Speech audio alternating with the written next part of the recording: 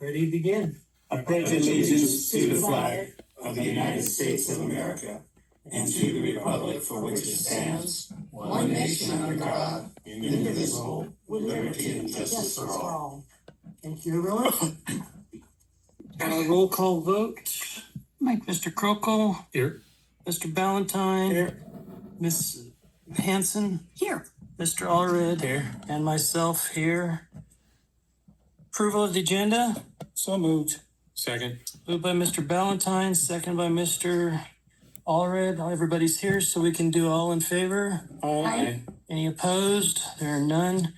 Community announcements and public comments of items not on the agenda. Nobody? Miss Kathy? Well, I have Plain Crazy Saturday, this coming Saturday. I forgot to bring in flyers, but Mike Nixon of Vintage Radios is I going to saw talk. that. And he's not going to talk about just the average radial engine. He's going to talk about the Centaurus that was on the Sea Fury. And it is so unlike the R2800.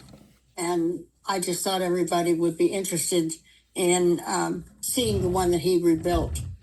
So anyway, Mike Nixon's a great guy. He's up in Tehachapi now.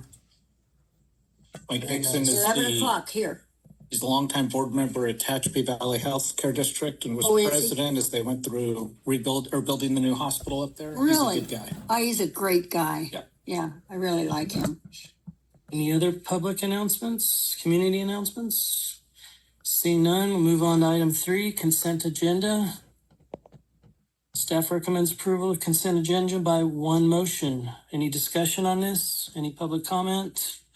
Take a motion in a second. So moved, A and B. Moved by Mr. Ballantyne. Second. Second by Ms. Hanson. All in favor? Aye. Any opposed? There's none. Motion passes 5-0.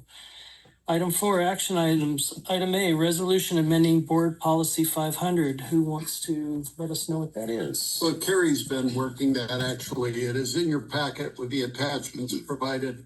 For all intents and purposes, this is a housekeeping update. All right. Any board comment? Any So- public comment? Well, if I understand it correctly, then no signatures will be required on checks then? Well, Yeah. Yeah, did you want me to or not? You're welcome to and all that is needed. Yeah, so you were on the hard copy checks with Right. handwritten signatures. You've now gone to electronic pursuant to the CEO's authority to authorize certain payments. He will continue to do that. That will run through the electronic system. Anything that requires board approval will still come here, but it will be paid through the electronic system. With no signatures? Yeah. Okay. So in a practical sense, I used to You get don't a need it. stack of checks about this high once a week. And of course, the board got theirs, manually signed each one, co-signed with Carrie. Now I get an electronic file, hit batch approve. I can still review what the checks are and who they're to, make certain it makes sense. If I have questions, I'll talk to Carrie, hit batch approve, they're all signed, it's done. There, when you say that, whose signature's on those? Carrie and mine. Okay. And it's only for what amount? Or does it matter? Everything that I am authorized to sign will come through me. The board will still be briefed on what the board gets for approval, and then those will be batch signed as well. Yeah, we're just eliminating the hard signature. Approvals stay the same. Come on, we've already been through a case of the auto pen. Any other This is the discussion? electronic pen. Any other discussion from the board? Jim? No. No? Any public comment? Take a motion in a second for item A. Make a motion to approve item A, the action items. Motion approved by Mr. Krokl. I'll second it. All in favor, say aye. Aye. Are there any opposed? Seeing none, motion passes 5-0. Resolution awarding TWA pavement rehabilitation contract. Good afternoon, directors. This is a resolution, as Director Parker said, to awarding the taxiway pavement reconstruction contract to Miller Equipment. We did the bid opening last year, actually. There was some delay in working with the ADO, working through the grant offer. The board had previously executed the grant offer. We are now ready to award the contract to Miller Equipment.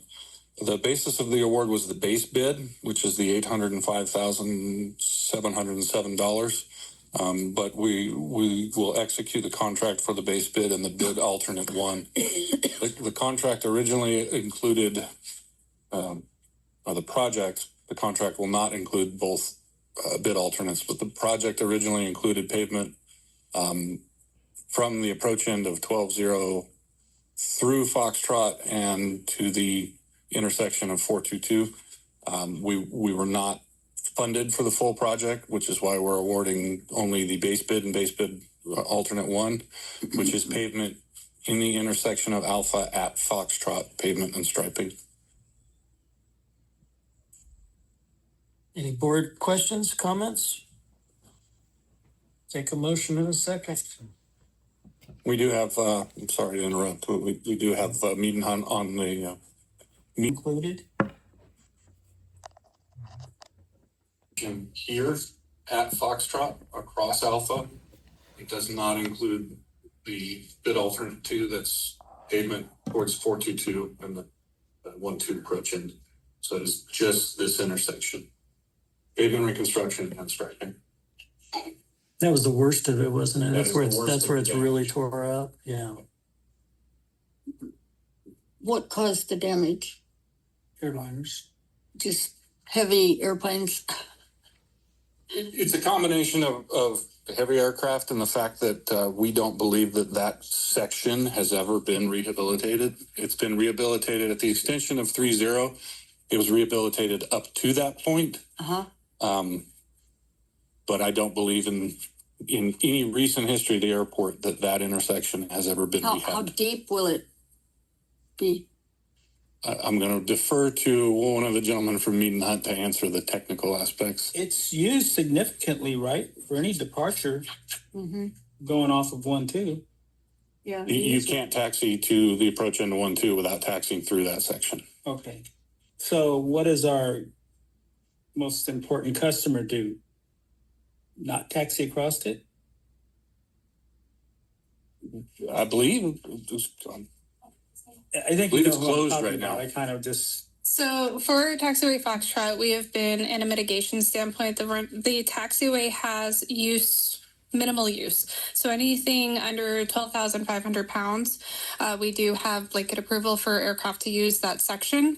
Anytime that we have to traverse a large aircraft, particularly the 777s, the A380s that are out on Foxtrot, we had to put in specific mitigations. For instance, they cannot turn the aircraft on that intersection. There was one incident in August of 2023, actually, when they had tried to turn an aircraft instead of pushing back to the runway and then turning on the runway, which caused, 12.5-inch deep ruts in the middle of the taxiway that we had to then go out and flatten. So Taxiway Foxtrot right now is NOTAM closed. Any aircraft that need to traverse over that area need PPR approval or operational approval, meaning that they can go straight through, but there is no turning of aircraft in that intersection. They either have to go onto the runway to turn it, or they'll have to do either a taxi off of Alpha or a back taxi down 3-0 in order to make that turn. So we've been doing a lot of operational gymnastics with that intersection for about 2 years. During our research, I believe we found it has not been touched in 40 years. Wow. And it's just that particular section. During the last rehabilitation of Taxiway Alpha, there was some sort of scope change in which that intersection was missed. Some of it was partially due to the concrete portion. However, the actual asphalt has deteriorated to a point where we really have to baby that intersection. I was very excited when we got this award. Is there hope of funding in the near future for that? I mean, it seems like in such need, fund it. So the bad part is funded. That is some of the discussion that caused a delay in awarding the project, because that was the case that we made to the FAA.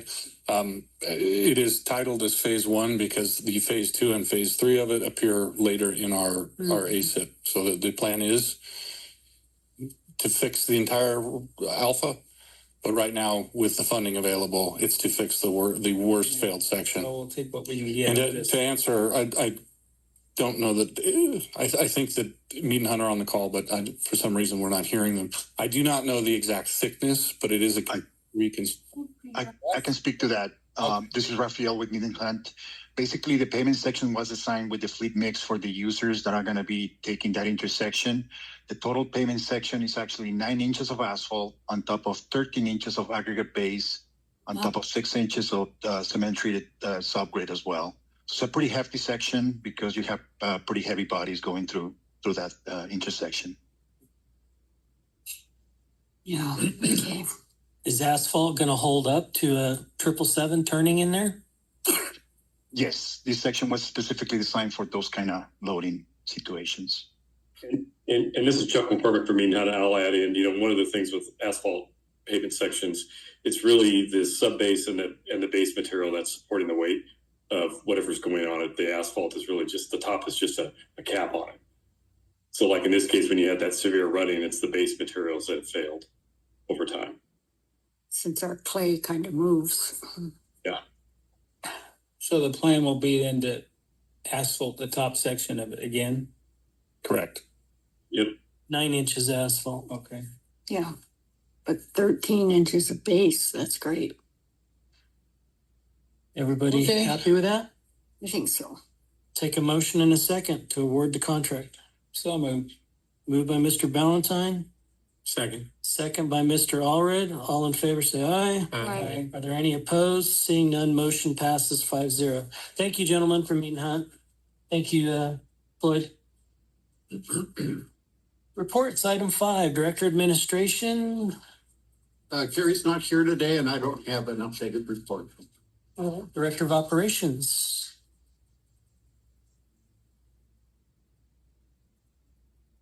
Good afternoon. I am happy to report that operations are holding steady with last year's number. We just saw a minor decrease of 65 operations throughout the month of February as compared to February 2025. I do want to take a minute to note how excited I am for the rehabilitation. Well, I guess at this point it's reconstruction of Taxiway Foxtrot. One of the things that has really been inhibited by this pavement failure and having to close that intersection is one of our refueling spots for our military aircraft. We cannot fuel on asphalt, and there is a portion of Foxtrot that is concrete. So we're very excited to be able to start using that intersection again for more refueling, which also helps with operations on the southern end of the airport or vice versa, depending on what traffic we have going on. So I am excited. We have been seeing quite an uptick on military operations. There's also been conversations of new military exercises coming in. For reasons that will remain announced in a board meeting, it seems that the military is very active right now and wanting to do lots of training. We're very excited to see F-16s here today, but they've definitely been keeping Harold over in Fuels quite busy. So a lot of military ops, and I am excited to be able to prepare for the future to accept more. Any time frame on when that's going to start and be completed? Ballpark?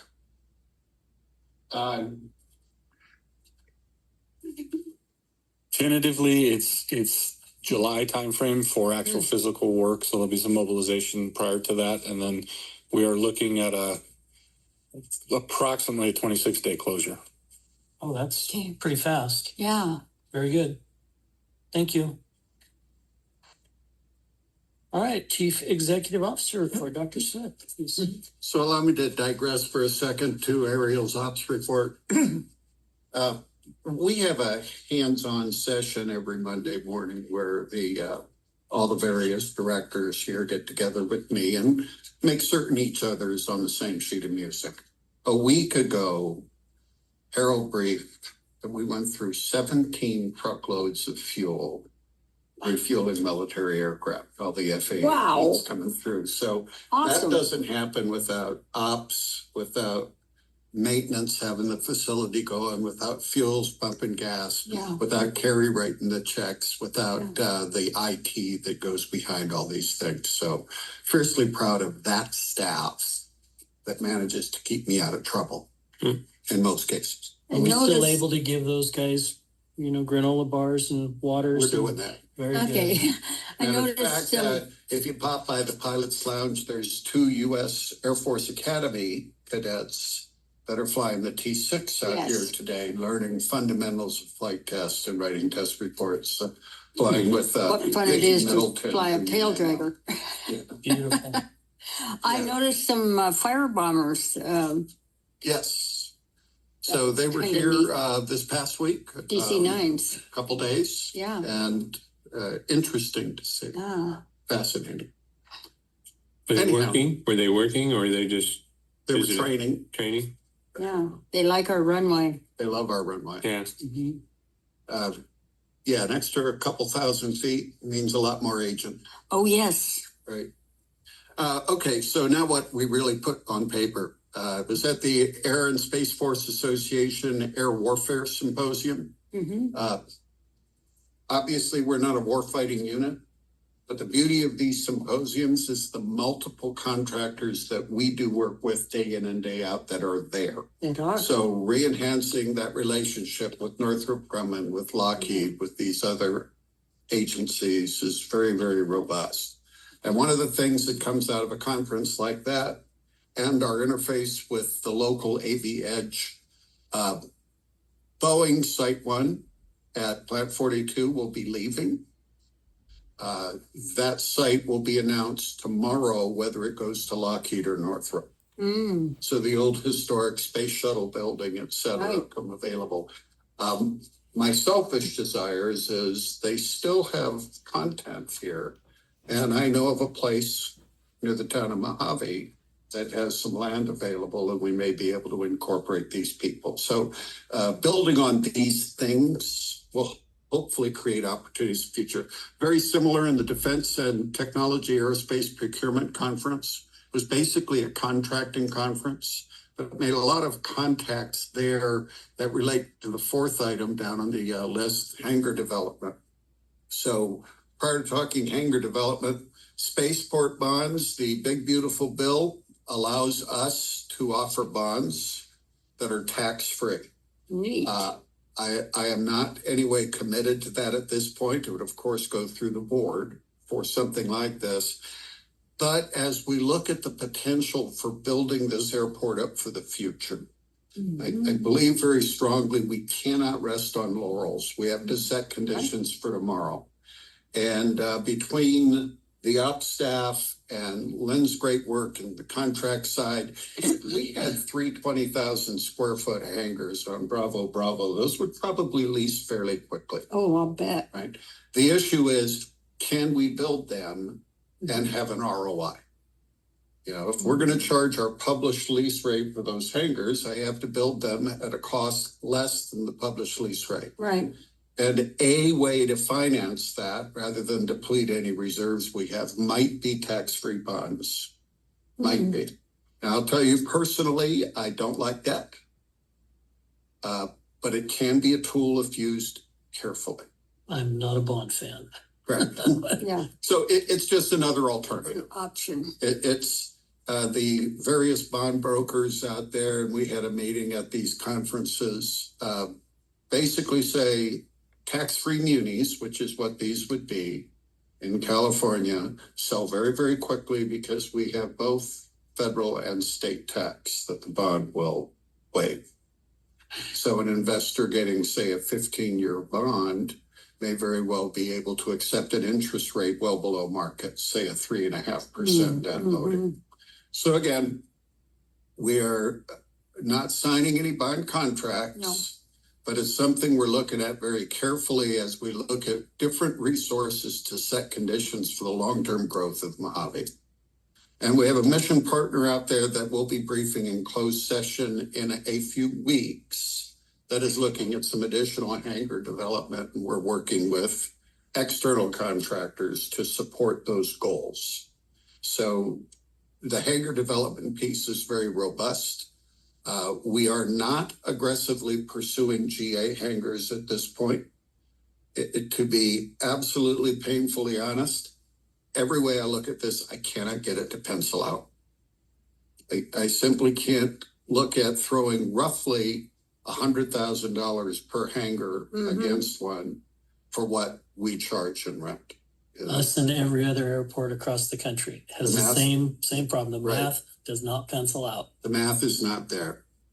AECOM Hunt is another major aerospace contractor that is very interested in hangar development at Mojave. And they're one of many companies we're dealing with.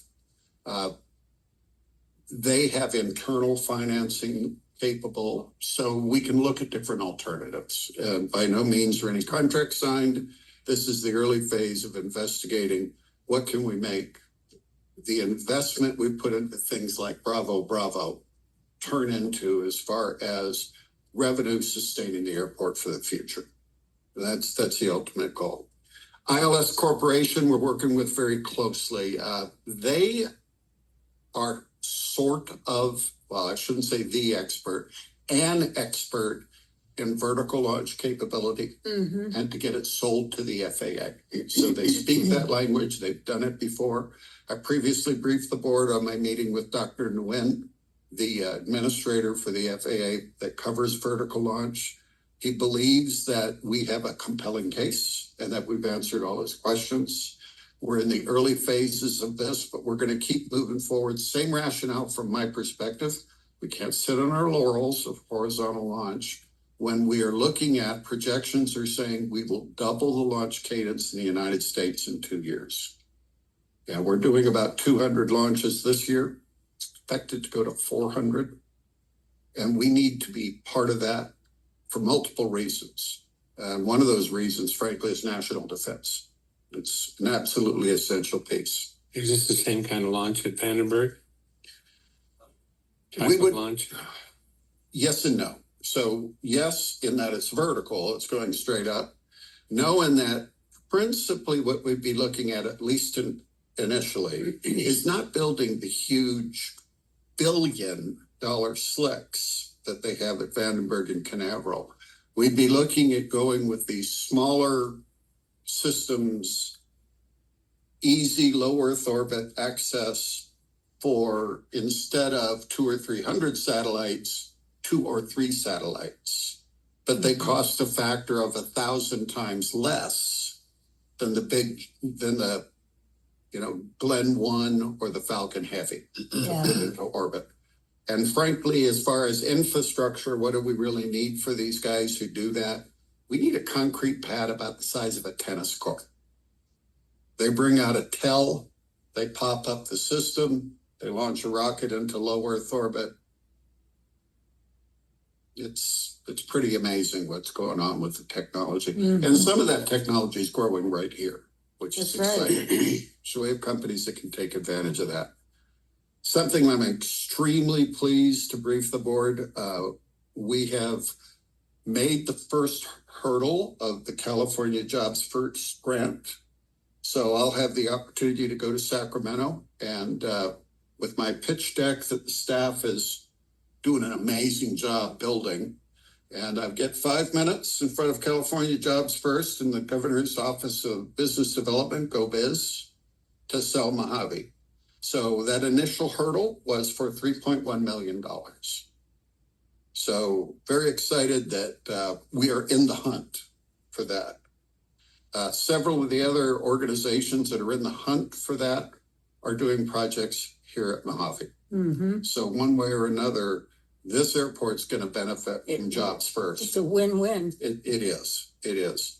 One of those Job First grants that's going forward is basically a developmental cell here that would be leased out and run by the Griffith Institute as an incubator for new programs to come to Mojave, get started up, and then ideally move out of the incubator, build their own spaces here, enter into functional leases and continue. So very exciting stuff with California Jobs First, and fiercely proud of the staff who did all the legwork on that. Close relationship with Mead and Hunt that's also been putting pen to paper for these grant applications for us. So great working relationship there.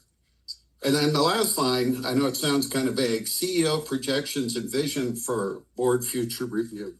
I think we're at a point where as we continue to move forward cohesively, what I'd like to bring to the board, and ultimately this is the board's call, but what I'd like to bring to the board is really I see as kind of the rights and lefts of my performance, what I'm bringing to Mojave, what I should be focusing on, how we build tomorrow. And the board then can mold, modify, change that associate as necessary to make certain that two things are going on. One, I know clearly your direction and what are your beliefs for me. Two, you know that I know that, and that we are synced up and moving as a cohesive unit. Also, I would offer, if we do this well, that'll provide the board the necessary tools to be able to course correct if necessary for me, and or provide some recurring and annual oversight of my performance in the respective board. So that's a work in progress. And what I will be bringing to the board there over the course of the next couple of meetings are proposals at the end of the day. I work for the board. Board doesn't work for me. So subject to your questions, ladies and gentlemen. Sounds great. Yeah. And by the way, a leprechaun happened to come through here. I guess they went through See's Candy on the way. Yeah, man. Thank you, Dr. So Smith. have you heard from, who is it that's based at Fox? Is it CAL FIRE or is it, what's another one? I'm pretty certain it's CAL FIRE. Yeah, and they were flying the DC-9 from Fox to Mojave and back, doing training flights, I think. So I am unfamiliar with what their current operation is. And one of my legacy positions, we worked with them quite a bit because, frankly, they wanted the extra 8,000 feet of runway we could give them. And we were never able to put that to bed. Mm-hmm. But that would have been, I think, a force multiplier for CAL FIRE. Mm-hmm. Well, they've been there a long time, but I mean, they used to fly C-119s with a jet on the top, and they'd just get to the end of the runway and suck up the gear and rotate over the numbers. And PB-4Ys and B-17s, and because that's when I was learning to fly, that's what I would taxi out between. And I felt like a little Cox model. You know, I thought I should have flying wires on the end of one of the wings, like a U control. But I know when they came here, when they were resurfacing the runway at Fox, they loved it. They were very happy here. And I've talked to several people that work there, and they said, oh, we would love to be there. I wonder if we had a turnkey facility around 20,000 square feet off of maybe Bravo, Right. that was available. I'll ask Ariel about that later. Yeah. Okay. Sign it for yours. Can't rent what you don't have. Mm-hmm. All right. Moving on, there are no board committees. Are there any direct comments, items not on the agenda? Move on to item 7, closed session. Thank you, everybody, for your time. And just